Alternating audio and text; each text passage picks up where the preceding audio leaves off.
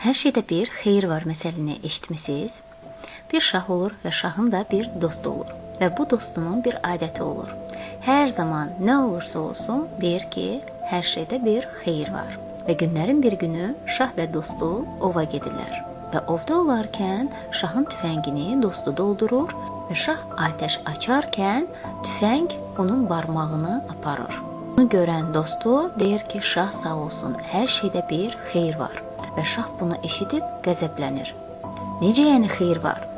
Mən barmağımı itirmişəm, sənsə deyirsən hər şeydə xeyir var. Və şah dostunu atır zindana. Üstündən bir il keçir və şah yenə də ova gedir. Bu dəfə şahı və onun əlaltılarını adam yeyənlər tutur, qaniballar. Və hamını yeyirlər. Şaha gələndə baxıb görürlər ki, barmağının biri yoxdur və onlarda inanclara görə barmağı olmayan ya hər hansı bir əzası olmayan birini yemək haramdır. Olmaz. Və şahı buraxırlar. Şah gəlir saraya, oturur, düşünür ki, dostum düz deyirdi, hər şeydə bir xeyir varmış, mən ona qarşı haqsızlıq etmişəm. Dostunu zindandan çıxarır, dostu gəlir və deyir ki, sən məni bağışla. Mən səni boşu-boşuna bir il zindanda saxlamışam.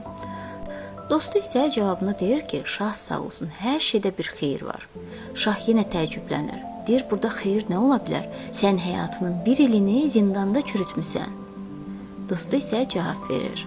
Şah sağ olsun, əgər mən zindanda olmasaydım, səninlə ova mən gedərdim və məni də orada yeyərdilər.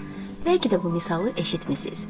Amma bir çoxumuz bunu eşitmiş olsaq belə həyatımıza tətbiq etməkdə əziyyət çəkirik. Unutmayaq ki, hər nəticənin bir səbəbi var.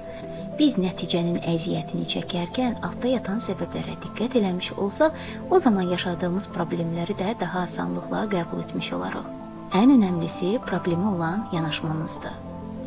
Məhz coaching da bizə bunu öyrədir. İstənilən krizisi öz faydamıza çevirə bilərik.